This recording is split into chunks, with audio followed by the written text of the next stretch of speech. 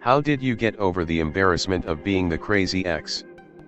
Did you ever make amends with that, or did you completely cut ties? I like to think back on a shower thoughts that was posted on Reddit once. If you don't look back at your past self and cringe, then you didn't grow as a person. Maybe I made some incorrect choices and could have handled myself better. But I know how to do better going forward. I'm now at the point where I'm letting go of the cringe. Yes, I messed up. Yes, I learned. Showing myself the same understanding that I naturally show other people. Not judging. Self-compassion. Gosh, I need to do this. I'm seriously cringing about how I was in my late teens/early 20s, and now I'm like, how was I so stupid, and totally obsessing over it. Almost everyone is cringy in some way around those ages. Yep. All things considered, I was actually a very mature, smart, and wise beyond my years. Oh boy howdy, when I think back on some of the how the world works prognostications I made at 17 when I had never lived independently or had a real. When I realized that I wasn't actually the crazy ex but just the latest in a long line of women deliberately driven to the edge by a toxic and manipulative man who got off on it. When that happened, my self-esteem grew. My standards rocketed and I was altogether much happier. Undefined. I remember jokingly saying to my ex, "Is crazy a requirement or a symptom of dating you?" Symptom. Definitely a symptom of his manipulations. My ex liked me to behave like a crazy, clingy person. I think it made him think he was more desirable. So he would purposely make me upset and act out, especially after we broke up. I used to apologize for my behavior, but never got one back. I eventually cut ties and now have a much healthier relationship with my new partner. Sometimes I can feel me wanting to act out, but I realize that that's not normal or what he wants from me. I've become a lot more calm and communicative. Came here to say this. Definitely not the case all the time, but pretty sure my ex refers to me as crazy. Funny how I'm not crazy now that I'm with a man who doesn't lie to me and gaslight me. We can become a reflection of how we're treated. Ain't that the truth? We also accept the love we think we deserve.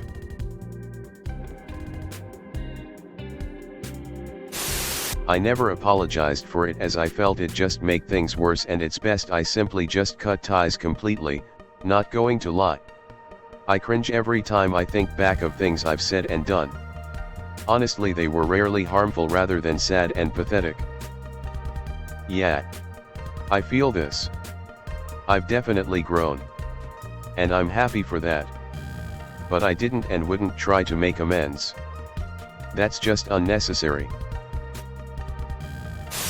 When my ex-boyfriend started dating someone else, he accused me of being the crazy ex that cheated on him with two particular people, just my two male friends. Little did he know his girlfriend would end up meeting my two friends. Little did he know she'd ask them about it. And both denied anything ever happening. Of course it hurt me that some people thought that I was a raging cheating person. However, my best advice is, when someone's nasty to you like that, you just got to sit back and let karma sort them out. I have one moment I wish I could take back. I was with a terrible guy. He was super manipulative, would tell me I'm going to kill myself because of you. Cheated on me with multiple other women, and just overall brought me to a level of crazy I have never been before or since. Now, the crazy thing I did, it actually wasn't super crazy. I made a fake Facebook profile to send him spammy messages after he blocked me before we finally broke up. I only did it that once, and we exchanged maybe 4 messages before I deleted it. I just so badly wanted him to know he was the worst. Not a proud moment, and I'm happy to say I've never done something like that again, but I'm sure when he tells the story it's a very different version. This is something that my crazy ex would have done, and I'm starting to wonder if I did things to drive them there. Maybe I did. Maybe it was their past trauma. I guess the best I can do for now is try to be a good person and keep them as blocked as possible so we can both heal. Well, for me, I am just not at all that person. I am very passive. To a fault even. I don't go out of my way to be mean. I don't really ever get angry, and I never would have done that if he hadn't had me so manipulated into overreacting all the time. He would disappear for days. He would lie to my face on a daily basis about everything. If I brought up him living at my apartment for free, he would just take off. He would talk speep about me to other women. I later found out. Trying to get a sympathy lay out of them. He 100% made me into a person I wasn't before we dated, and I hated it by the end. I didn't know this stuff while we were dating. A lot of it came out after we split. He spent months gaslighting me, and in the end just acted like it was no big deal. Like it didn't matter that he was essentially driving me insane with thinking I wasn't seeing the things right in front of me. This was years ago, and I'm fine now, BTWLOL. But it's not a happy story. If she wasn't crazy before or after you guys dated, then yeah, it's safe to say you drove her to it, man. Sorry to say. He wore me down for months. I had zero self-esteem, and when he finally cheated on me the last time and we split for good, I could almost feel the crazy leave my body. It was like being set free. I've never been like that again because I no longer date men I don't trust. I don't choose people who I know lie all the time. I am not longer easily tricked, and I don't fall for any of that bull's peep anymore. I meant it when I said my motivation was just to make sure he knew he hurt me and that I thought he was awful. I wasn't just trying to be difficult or a stalker. I wanted him to understand.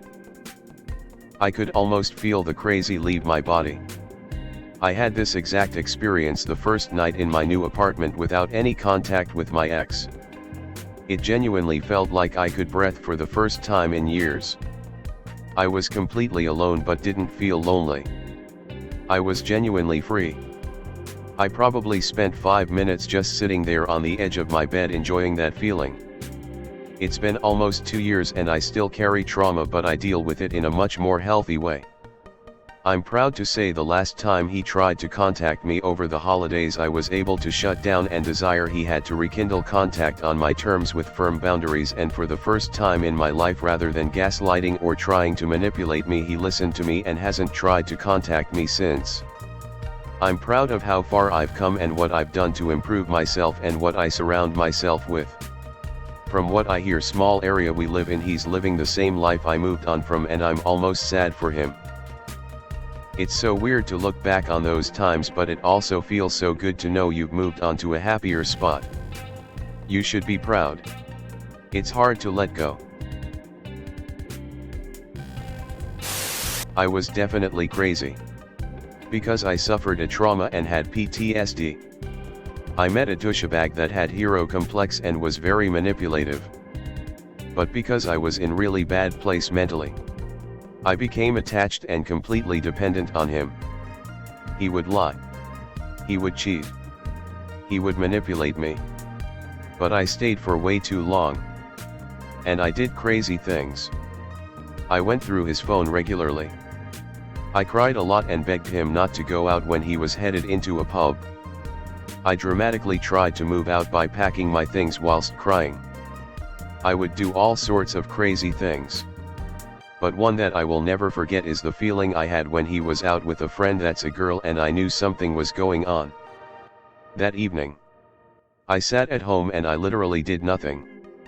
I was just going in circles in the living room. Like an animal. I cried. I tried to call him every 2 minutes. But his phone was off. I would get a text when he switched it on. So there was no point in trying again and again. But I did anyways. I texted like 1,000 texts. I was sick to my stomach. I couldn't eat or drink anything. I felt like something in my brain just switched off and I was back to being an animal that suffers. It felt like some primal instinct. The stress and fear just completely controlled me and I couldn't do anything. I couldn't even put together normal sentence. How stressed I was. When I first heard the song Lost My Mind by Lily Allen and saw the music video, it really resonated with me. This is exactly how I felt. Stuck in a rut. Kicking stones. Looking at my phone all night. Maybe I've lost my mind. The solution was cut ties completely. Move out. Block him literally everywhere. Stop speaking to people he was friends with. Seek professional mental health. I am very happy now. But Speeb, that was seriously some dark time. Girl, I feel you. I know that feeling well. And it sucks. So glad you're happy now. Thank you. I hope that you are in a better place now. 2. Something about fear. Stress and hysteria being so primal is very scary. Sometimes I could not believe the words I was able to let out of my mouth. But I could not stop. It was stronger than me. At the time. I am happy to say that it's been years since I felt this way. I am also in very happy relationship. It all gets better when you let it to be. Hey guys, if you like this video then smash that like button. Subscribe to the channel for more contents like this. And don't forget to press that bell icon to get notified for future videos. Thanks for watching. Click here to see more videos.